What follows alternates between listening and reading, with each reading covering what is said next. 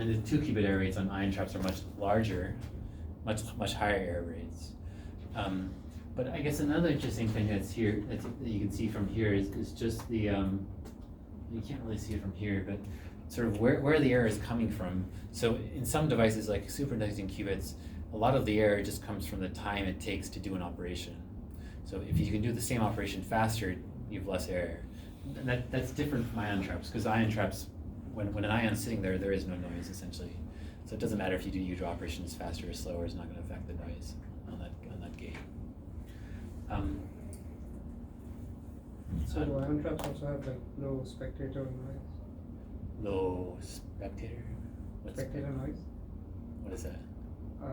Like noise due to qubits that aren't participating in the computation. So noise on the resting qubits?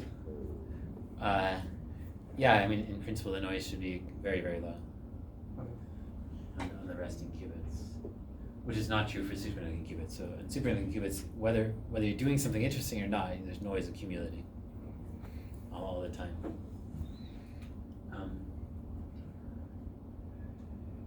Right. Maybe even more interesting table is done here.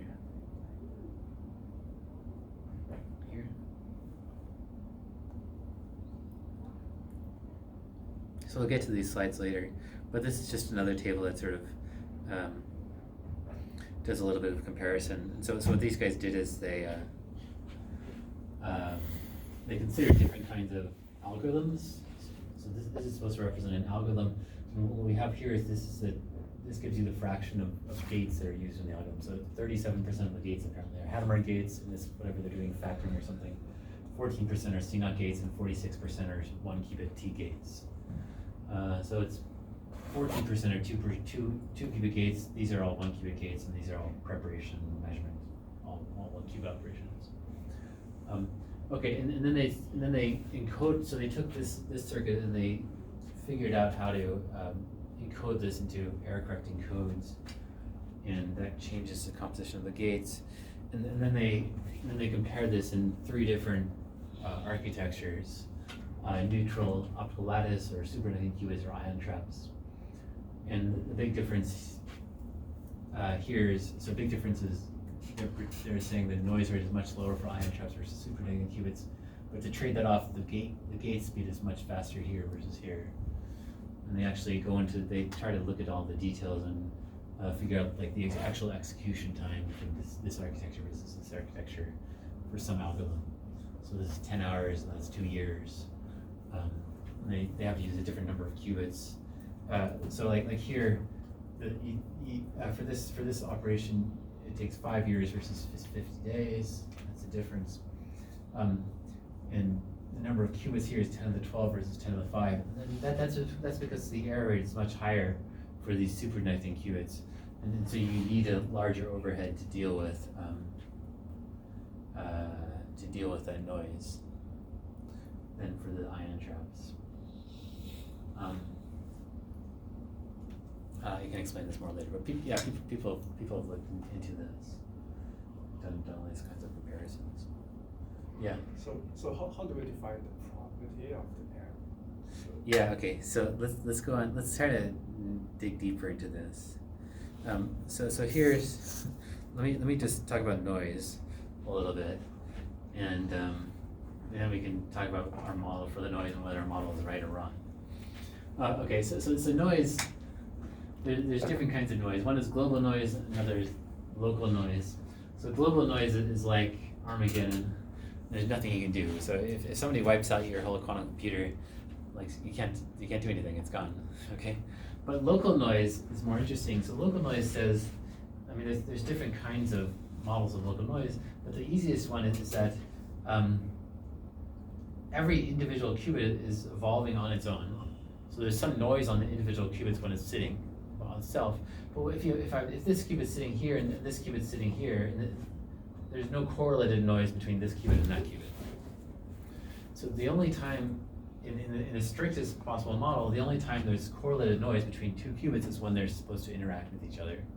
So you can turn on that interaction yourselves and turn it off yourself. So if you turn it off, you only have 1 qubit noise acting independently. If you turn on, then there's more. And this is an extreme case. You can also imagine sort of local noise models where like there's some geometry, like the qubits are laid out in a plane, and noise affects nearby qubits. So there's correlated errors between nearby qubits, but not between distant qubits, just because that's sort of how physics works. Right, so this is called a local noise model. Right. And in principle, I mean, with this kind of model, when you apply a CNOT gate, the actual operation that's being applied is a 2-qubit channel. So it's represented by some cross operator representation. And I suppose you can always, since the CNOT gate, the ideal CNOT gate is a unitary, you can always pull that off. I mean, you can put one CNOT gate into here and pull off another. And so you can think of what's happening is whenever you apply physical CNOT gate, what actually happens is a perfect CNOT gate is applied, and then some channel is applied. And hopefully this channel is close to the identity channel.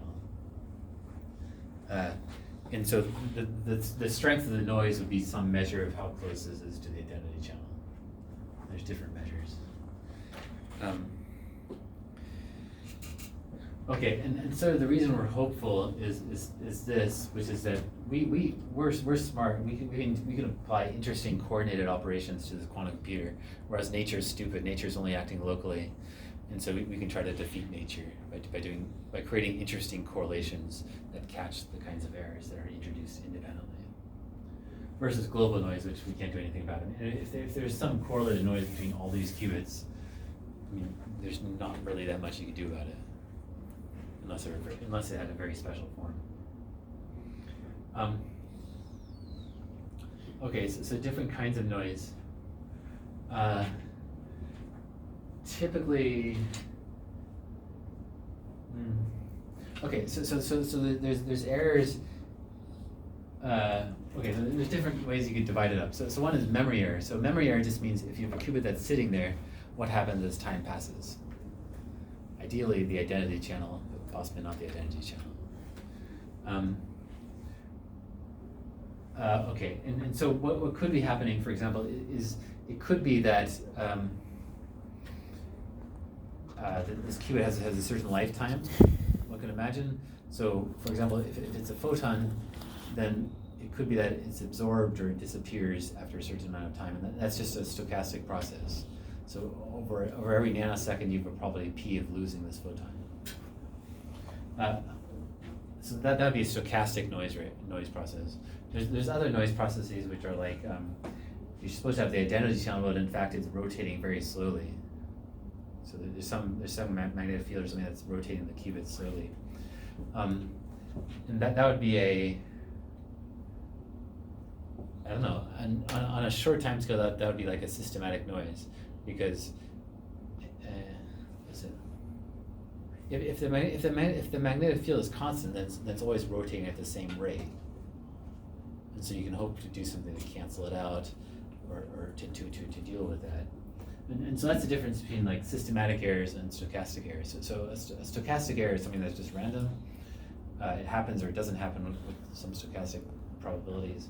A systematic error is one that's always there, and moreover, it's always the same.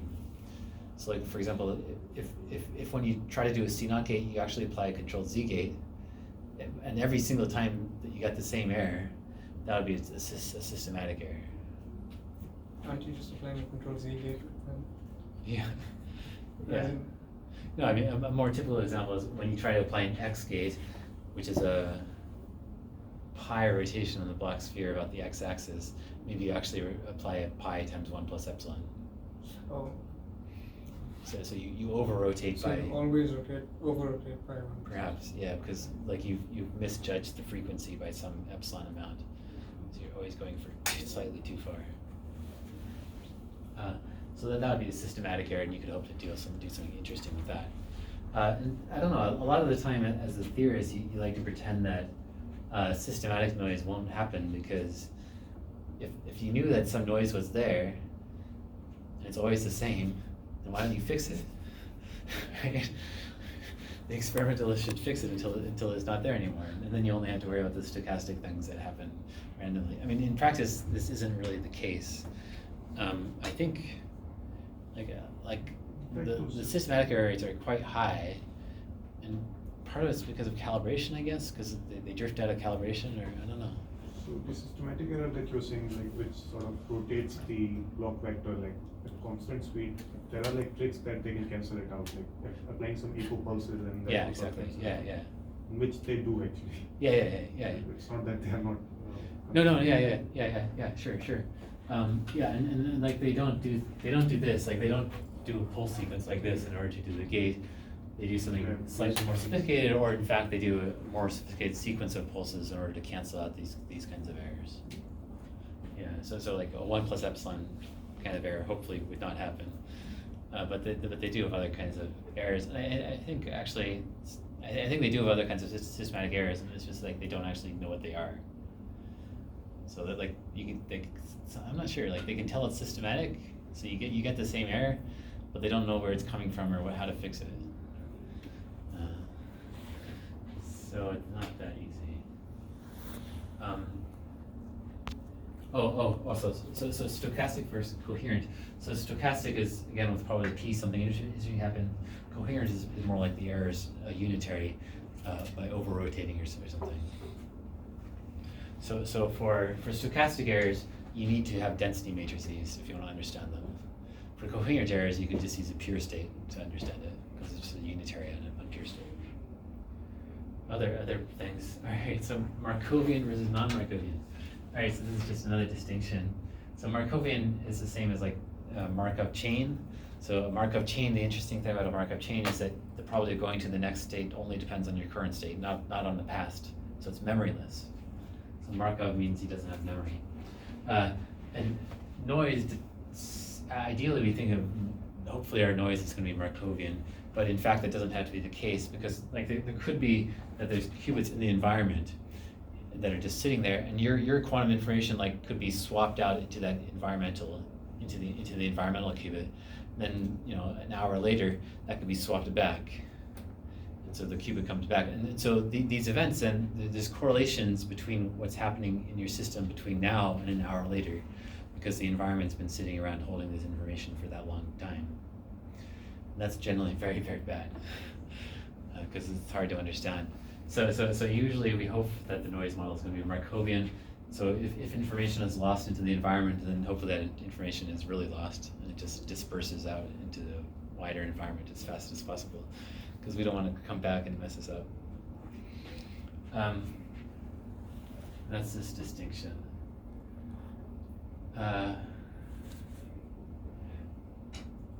Right. I don't think I can explain this, because we haven't talked about Hamiltonians. Right.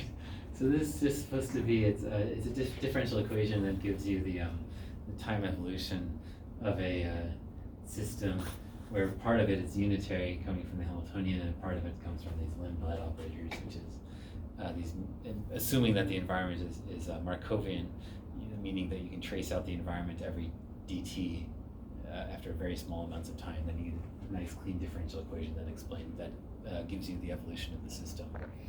If you have a non-Markovian system, there's no hope for a clean differential equation, because you just have, you have to keep track of more dimensions. But here, the interesting thing here is in a Markovian system, you only need to keep track of the number of degrees of freedom you need to keep track of is just the density matrix of your system. You don't need to track the whole environment or anything to understand it.